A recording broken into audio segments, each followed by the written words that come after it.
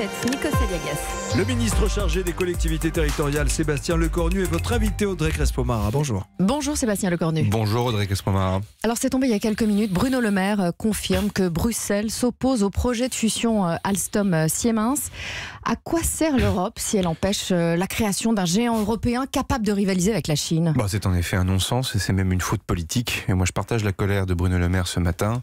Il faut non seulement se battre pour changer ces règles-là, l'application des règles d'application de la concurrence à l'échelle de la Commission européenne, là sont appliquées avec des critères qui sont complètement dépassés selon nous. Et donc le gouvernement, Bruno Le Maire, le Premier ministre soutiendront, si les deux entreprises décident de faire un recours, ce recours, il faut continuer à se battre pour faire émerger des grands leaders industriels mondiaux et aussi pour faire changer l'Europe, parce que c'est plus possible. Oui, parce qu'à 4 mois des Européennes, beaucoup de Français s'interrogent sur le rôle de l'Europe et se demandent à quoi sert l'Europe. C'est l'occasion d'avoir un bel exemple d'un objet que l'on peut changer, l'application des règles de la concurrence. Ne regardons pas que le marché européen, regardons le marché mondial lorsque l'on prend ce genre de décision pour ce genre de décision industrielle.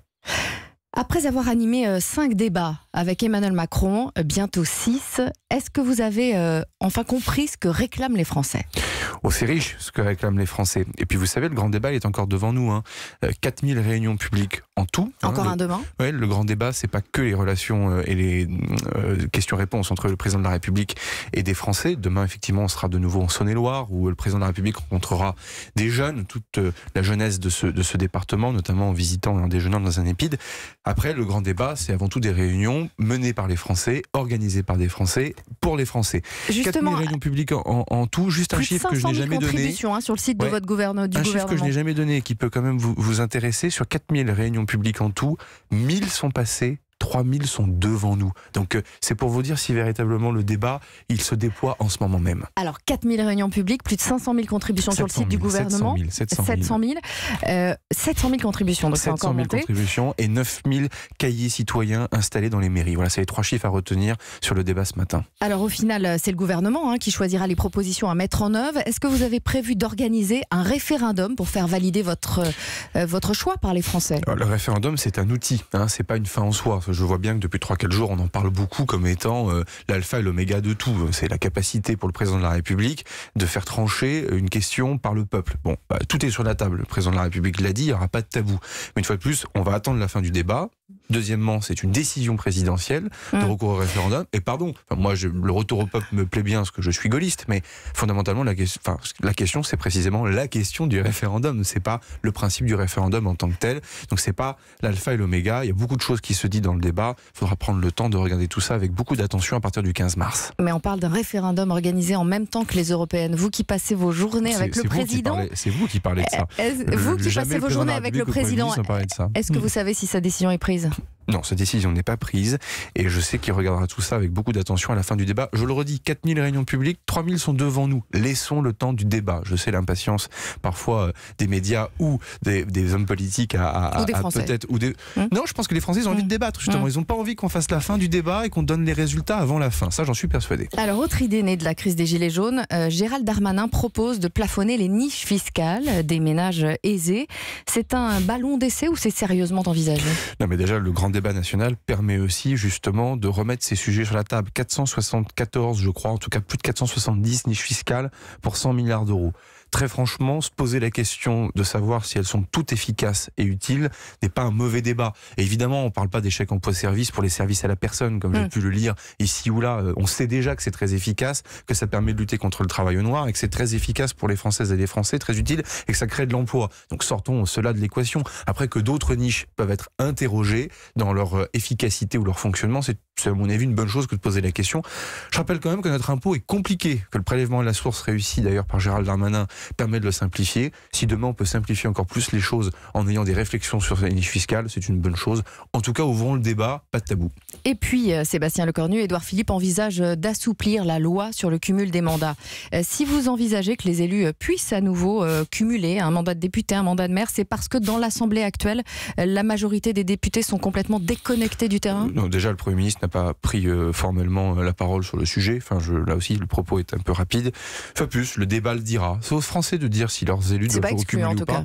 Moi, j'ai déjà indiqué que, pour avoir été maire et président de conseil départemental, aujourd'hui, je ne saurais pas être ministre et président de département en même temps. Voilà, donc je pense quand même qu'il y a des vertus au non-cumul et que le fait d'être enraciné dans son territoire, c'est aussi la pratique de son mandat. On peut être député et sénateur et passer un temps fou sur son terrain avec ses concitoyens pour être complètement enraciné. Donc là aussi, je pense que, à mon avis, il y a d'autres urgences que de rétablir le cumul des mandats dans le pays, si vous voulez mon avis. Sébastien Lecornu, hier, 50 députés de la majorité ont refusé de voter la loi anti-casseurs. Alors ça y est, Emmanuel Macron, comme François Hollande, assez frondeur à l'Assemblée ? Non, là vous allez vite en besogne.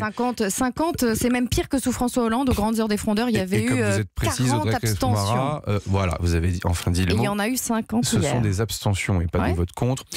Juste un point, parce que de quoi parle-t-on ? Cette loi anti-casseurs qui vient du Sénat, il y a des choses qui font consensus dedans. En tout cas, moi que j'attendais depuis longtemps, en tant que réserviste à la gendarmerie d'ailleurs notamment, la question bien évidemment de la dissimulation du visage quand vous allez manifester, très franchement, vous ne mettez pas une cagoule.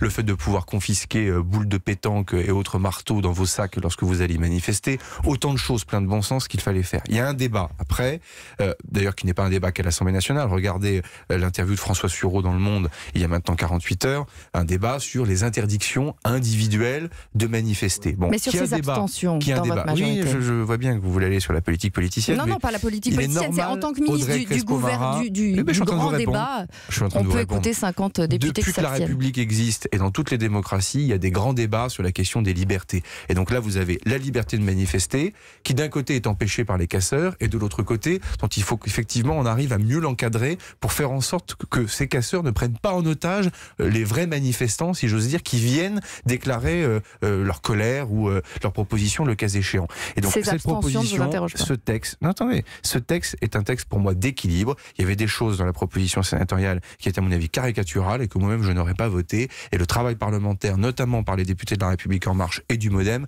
a permis de trouver un équilibre. Après qu'il y ait 50 députés qui s'abstiennent pour envoyer peut-être aussi d'ailleurs un signal à la majorité sénatoriale, parce que la navette continue. Là, vous parlez du texte comme s'il a été définitivement adopté. Il y a une deuxième lecture, donc vous allez prendre compte de ces abstentions. Et donc, moi, je pense qu'il faut aussi regarder le vote final de cette loi, mais il est normal aussi que dans le jeu démocratique entre les deux chambres, 50 députés puissent envoyer cette abstention. En tout cas, moi, si j'avais été député, je l'aurais voté parce que je pense que c'est une bonne loi et elle va dans le bon sens. Sébastien Lecornu, Maxime Nicole, qui est l'une des figures des Gilets jaunes, affirme que c'est une erreur de vous avoir confié l'organisation du débat, car vous avez bien connu Alexandre Benalla dans sa jeunesse. Alors en fait, gendarme de réserve, vous avez été le commandant de son peloton. Avez-vous vraiment été proche de lui ? J'étais son officier supérieur, donc quiconque ayant fait son service militaire ou ayant servi dans les armées ou chez les pompiers savent ce que ça veut dire. Voilà. Il était première classe et j'étais sous-lieutenant, puis lieutenant. Je l'ai commandé comme j'ai commandé pratiquement une centaine de militaires. Donc j'aimerais bien que M. Nicole lui aussi s'engage et qu'à faire réserviste dans la gendarmerie, ça sera peut-être plus utile. L'an dernier, Nicole Belloubet, la garde des Sceaux, avait proposé 3 candidats pour le poste de procureur de Paris. Finalement, Emmanuel Macron a rejeté les 3 candidats pour nommer Rémi Yates.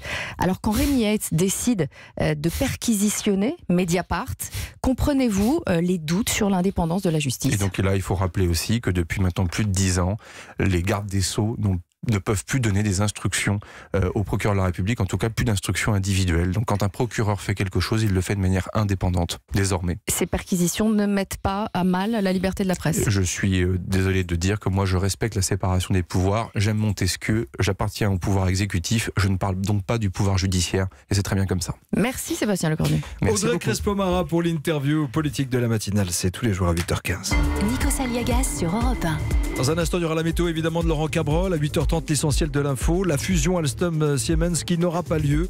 Vous entendrez la réaction des salariés d'Alstom. Et puis, l'incendiaire présumé de l'incendie de la rue du 16e arrondissement de la rue Erlanger était-elle pénalement responsable ? Éclairage avec le docteur Sabine Mouchemage. On en a parlé. On reviendra sur ce thème dans l'essentiel de l'info à 8h30.